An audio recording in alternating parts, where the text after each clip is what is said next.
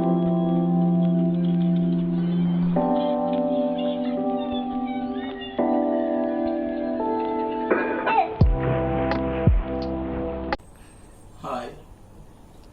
today we will be discussing how chi-square test is applied to test if two given variables are independent. This we will be doing with the help of a simple example. Let us look at this problem.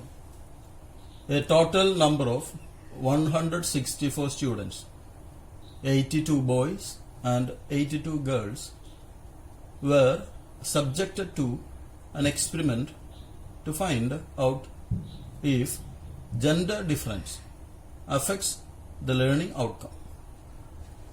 They were given a test based on a class they had attended. The result is given in the following table. Test the hypothesis that gender of the learner and the learning outcome are independent. Boys and girls. The group of students are divided into two classes, boys and girls. And their performance is divided into three classes: above average, average and below average. So from this table we can see that number of boys who got above average marks is 50, number of boys who got average mark is 10, and number of boys who got below average marks is 22. Also, number of girls who got above average mark is 42, number of girls who got average mark is 12, and the number of girls who got below average mark is 28. As the first step to the solution to the problem, we state the null hypothesis and the alternative hypothesis. The null hypothesis is that gender of the learner and learning outcome are independent. The alternative hypothesis is that gender and learning outcome are dependent. We use the following notations and formula to solve this problem. RT denotes the row total, CT denotes the column total, T denotes the total frequency, that will be the total number of participants. O denotes observed frequency and E the expected frequency. The expected frequency for a particular cell is calculated as E is equal to rho T into CT by T, where RT and CT are the row total and column total of the row and column to which that particular cell belongs. The chi-square value is calculated using the formula chi-square is equal to sigma O minus E the whole squared, the whole divided by E. Degrees of freedom is calculated using the formula df is equal to r minus 1 into c minus 1, where r is the number of rows and c is the number of columns. This is the table for calculating the row total, column total and the grand total. This is the row, first row, and we add up this 50 plus 10 and 22 and we get the row total corresponding to boys as 82. Similarly, the row total corresponding to girls is 82, adding up 42, 12 and 28. The column total corresponding to the above average is 50 plus 42, 92. For the average it is 10, 12 is equal to 22, and for below average it is equal to sum of 22 and 28, which is equal to 50.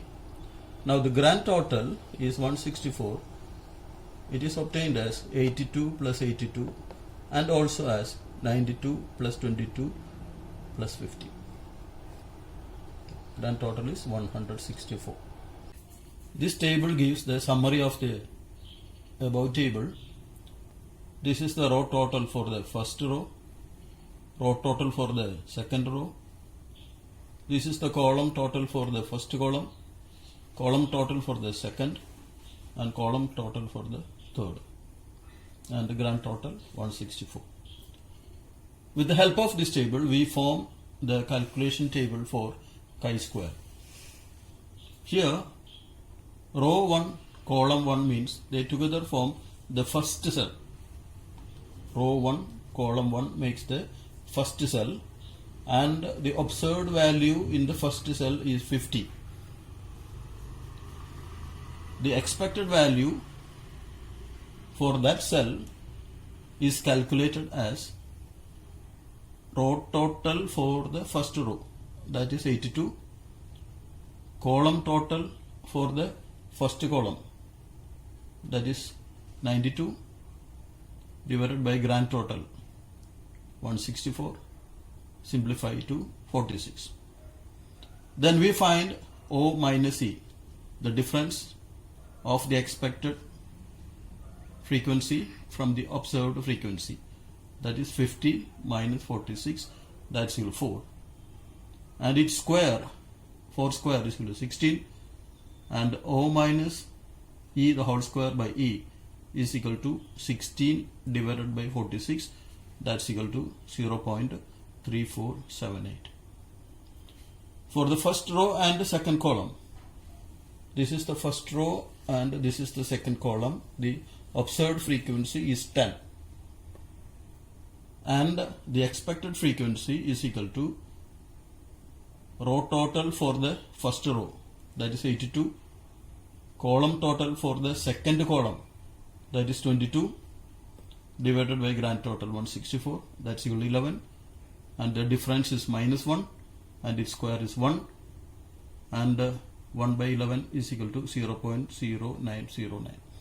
In a similar manner, we find O minus E the whole square by E for each cell, cell 13, cell 21, cell 22 and cell 23. So we have computed this value O minus E the whole square by E for every cell. Now we add up all these values, and that will be the value of chi-square. So in sigma notation, it is sigma O minus E the whole square by E.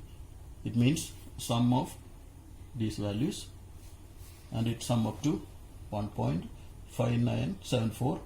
This is the chi-square value. Chi-square table is available in the net.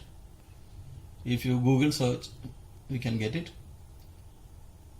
And the degrees of freedom is calculated using the formula R minus 1 into C minus 1. R is the number of rows and C is the number of columns. For our problem, we have 2 rows and 3 columns. So this is equal to 2 minus 1 into 3 minus 1. That's equal to 1 into 2 is equal to 2. So in this chi-square table, we look for 2 degrees of freedom. Degrees of freedom is on the first column, degrees of freedom, and usually we test the hypothesis at 5% level of significance. So 5% means 0.05.